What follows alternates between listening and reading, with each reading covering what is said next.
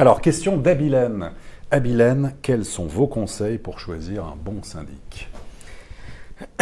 Alors, quand on demande aux copropriétaires ce qu'ils attendent de leur syndic, les deux mots qui reviennent le plus souvent, c'est disponible et réactif.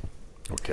Disponible et réactif. Alors, pour être disponible et réactif, bon, déjà, il faut répondre aux mails, on va dire dans les 24 heures, 48 heures maximum.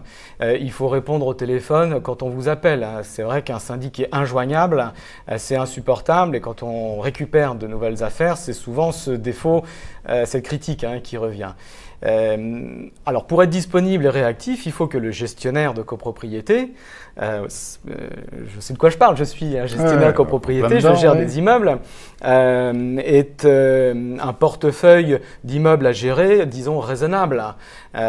Si vous avez 60 immeubles, 70 immeubles, c'est sûr que vous serez moins disponible, il faut mieux éviter. Donc, il faut aussi... Donc, c'est pas forcément les plus puissants au départ, ou ceux qui ont pignon sur eux, entre guillemets, qu'il faut convoiter. Pas forcément. Le plus important, c'est le gestionnaire, sa réactivité, mais aussi voilà, son bureau, son environnement. Mais comment on peut le tester, ça? Comment, il n'y a pas de recette miracle. Comment on peut faire? Alors, souvent, quand on récupère des immeubles, c'est le bouche à oreille.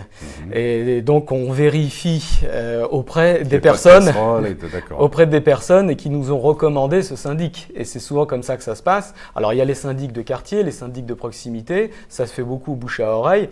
Donc là, le copropriétaire ne va pas aller vérifier puisque il fait confiance en ses amis, si vous voulez, qui lui ont conseillé un syndic. Après, dans un groupe, certains préfèrent des groupes parce qu'ils sont plus structurés, par exemple pour des grands ensembles, des IGH ou des immeubles de grande hauteur. Immeubles de grande hauteur. Faut le dire, ça, quand même. Voilà. Mais le conseil que je donne, c'est quand même choisir un syndic pas trop loin. Parce que le métier de syndic, ça reste un métier de service de proximité. Donc un syndic pas trop loin dans le quartier et avec des équipes qui ont un portefeuille d'immeubles à gérer raisonnable. Ça vaut aussi pour le comptable. Ça vaut aussi pour le comptable. Donc c'est surtout ces critères-là qu'il faut vérifier et puis surtout ne pas choisir le moins cher. Mais ça c'est comme pour tout. Pas faire dans le low cost. Voilà, quand on veut de la qualité, quand on veut du service, un service de qualité, il faut y mettre le prix parce que sinon quand on veut du pas cher, on en a pour son argent. Très bien.